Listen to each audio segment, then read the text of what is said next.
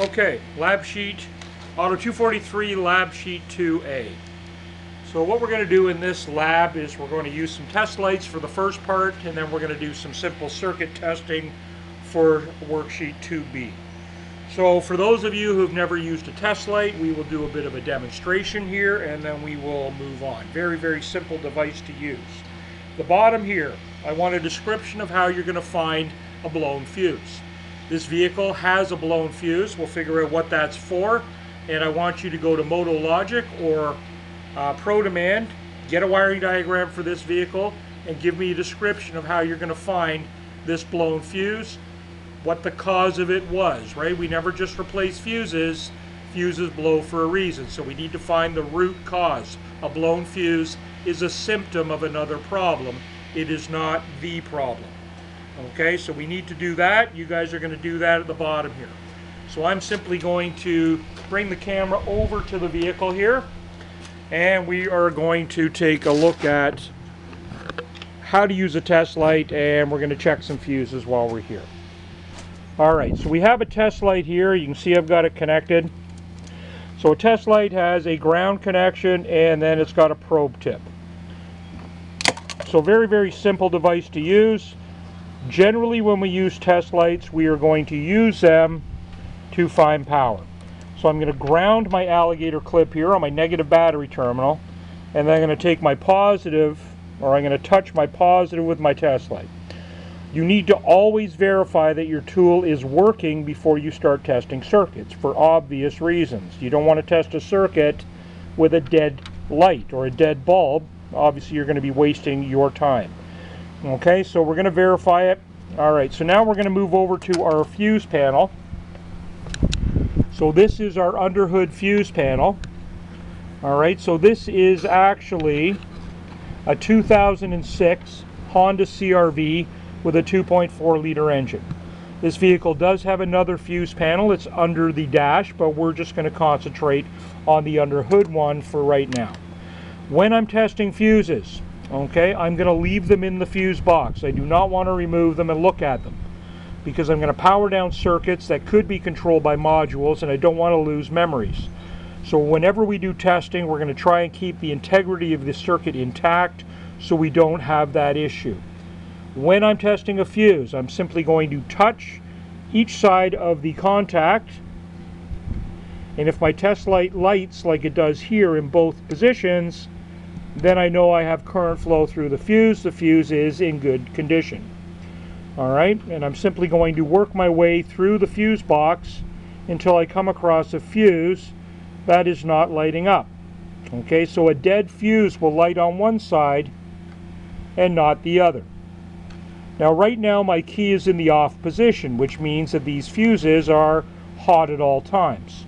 Okay, and when you look at your wiring diagram, you will see that information in the diagram.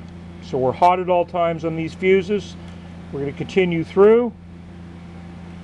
Alright, and I am going to go the other side of that. It is lit. Okay, this one here, I have nothing there. I am lit there.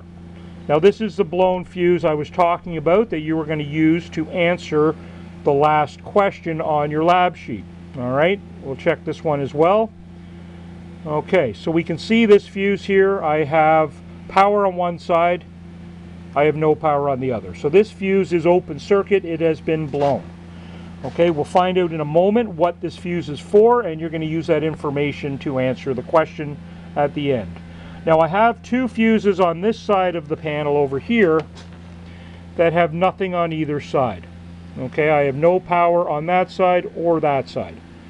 When we're looking at fuse boxes, okay, not all fuses are going to be powered with the key in the off position. Some of them will require key and run. Some of them will require different circuits to be turned on. Okay, so all of these fuses in this box, this one is powered up, this one is not either.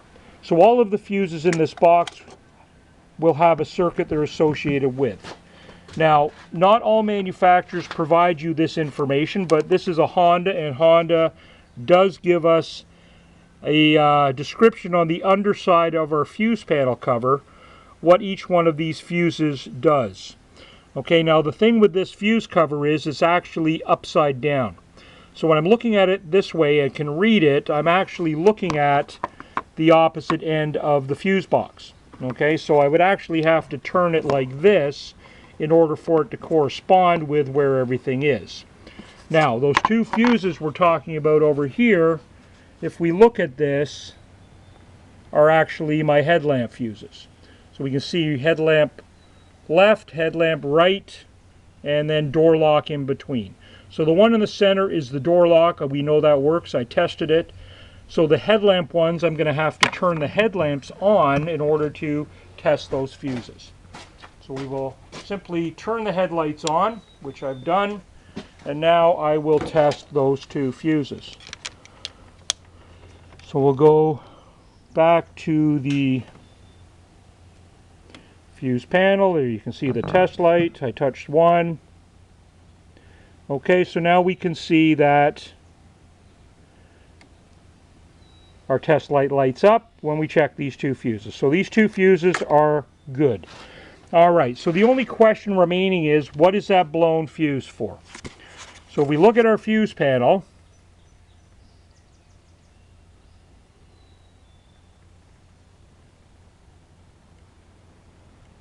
come on, focus. It's very bright and sunny today, and it's having a little bit of trouble focusing. Come on.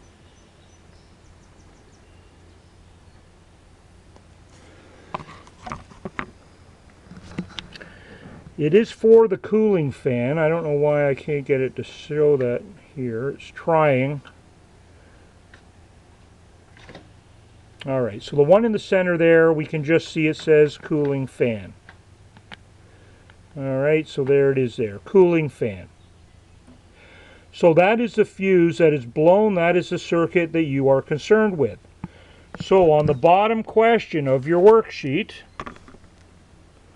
right there, as per your Auto 120 class instructions, so you learned this last semester, what would be a diagnostic routine to locate the reason for a blown fuse? So I want you to write down the diagnostic routine that you would follow to figure out why this fuse is blown for my cooling fan circuit on this vehicle.